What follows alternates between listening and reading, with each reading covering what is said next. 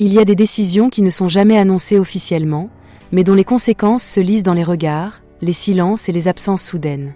Il y a des lieux qui symbolisent l'unité nationale, la stabilité et la continuité de l'État, mais qui, derrière leurs murs imposants, cachent parfois des tensions que personne n'ose exposer au grand jour.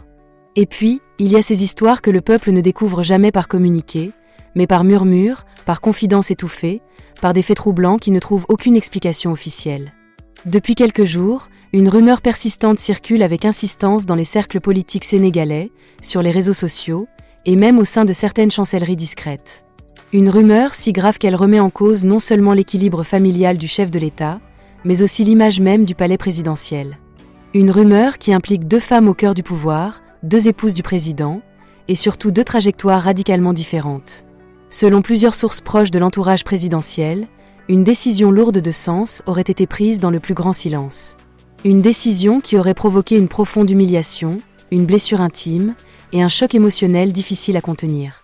Cette décision concernerait Marie Khone Faye, épouse du président, et irait jusqu'à lui interdire l'accès au palais présidentiel avec ses propres enfants.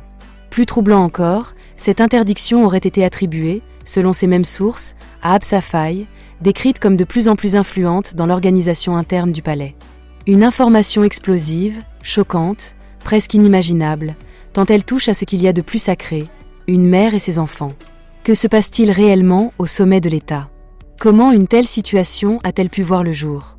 S'agit-il d'un simple malentendu, d'un conflit personnel, ou d'une véritable guerre silencieuse pour le contrôle du palais et de l'image présidentielle ? Dans cette vidéo, nous allons décortiquer une affaire sensible, complexe et profondément humaine. Une affaire où se mêlent pouvoir, jalousie supposée, lutte d'influence et silence pesant. Une affaire qui, si elle se confirme, pourrait marquer un tournant inédit dans l'histoire intime du pouvoir au Sénégal. Restez bien jusqu'à la fin, car derrière cette interdiction présumée se cachent des enjeux bien plus grands qu'une simple rivalité familiale. Retrouve-moi tout juste après le générique pour plus de détails.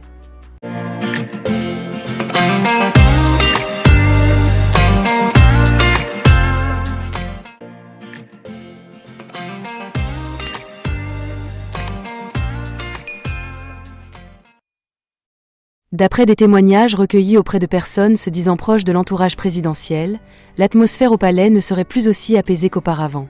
Ce qui était présenté comme une organisation harmonieuse et respectueuse entre les différentes épouses du président aurait progressivement laissé place à une tension sourde, presque invisible, mais constante. Au centre de cette tension, le nom d'Absa Faye revient avec insistance. Décrite par certaines sources comme déterminée, méthodique et très attentive à la gestion de l'image présidentielle, elle aurait progressivement renforcé son influence au sein du palais. Sans titre officiel particulier, mais avec une présence de plus en plus marquée, elle serait devenue une figure centrale dans certaines décisions internes, notamment celles liées aux déplacements, aux accès et aux apparitions publiques. Face à elle, Marie Khone Faye serait restée fidèle à son attitude discrète, loin des projecteurs, privilégiant avant tout son rôle de mère. Une femme que ses proches décrivent comme profondément attachée à ses enfants, peu intéressée par les jeux de pouvoir, mais très sensible aux injustices et aux humiliations silencieuses. C'est dans ce climat déjà tendu qu'aurait eu lieu l'événement qui fait aujourd'hui tant parler. Selon plusieurs versions concordantes, Marie Khone Faye aurait tenté d'accéder au palais présidentiel en compagnie de ses enfants, comme cela se serait déjà produit par le passé. Mais cette fois-ci, l'accès lui aurait été refusé. Pas de cris, pas de scandale public. Juste une consigne ferme, froide, sans explication officielle. Toujours selon ses sources, l'instruction aurait été claire. L'accès au palais avec ses enfants ne serait plus autorisé. Une décision qui aurait pris de court les agents de sécurité eux-mêmes, certains se retrouvant dans une situation extrêmement délicate, contraints d'appliquer un ordre qu'ils ne comprenaient pas totalement. Très rapidement, le nom d'Absa Faye aurait été cité comme étant à l'origine de cette interdiction présumée. Une information qui, si elle est avérée, soulève de nombreuses interrogations. Pourquoi une telle décision ? Pourquoi maintenant ? Et surtout, pourquoi impliquer les enfants dans une querelle qui semble avant tout être une lutte d'influence entre adultes ? Certains proches parlent d'une accumulation de tensions non résolues. D'autres évoquent des malentendus répétés, des jalousies supposées, et une rivalité silencieuse autour de la place symbolique auprès du président. Dans l'ombre, certains observateurs estiment que cette interdiction serait une manière d'imposer une nouvelle hiérarchie non officielle au sein du palais, une façon d'affirmer une autorité sans passer par des canaux institutionnels. Du côté de Marie Khone Faye, le silence serait total. Aucun communiqué, aucune déclaration publique, aucun démenti officiel. Mais ce silence, selon plusieurs proches, cacherait une profonde douleur. Être privé d'accès au palais avec ses enfants serait vécu comme une humiliation, une mise à l'écart brutale et une tentative d'effacement symbolique. Les enfants, eux, se retrouveraient au cœur de cette tempête silencieuse. Privés d'un cadre auquel ils étaient habitués, confrontés à une situation qu'ils ne peuvent ni comprendre ni contrôler. Pour beaucoup, c'est là que la ligne rouge aurait été franchie. La question du rôle du président reste centrale. Était-il informé de cette décision? L'a-t-il validée? Ou a-t-il choisi de ne pas intervenir pour éviter d'aggraver la situation? Sur ce point, les versions divergent fortement. Certaines sources affirment qu'il aurait été mis devant le fait accompli. D'autres suggèrent qu'il aurait préféré garder le silence, laissant les tensions se gérer en interne.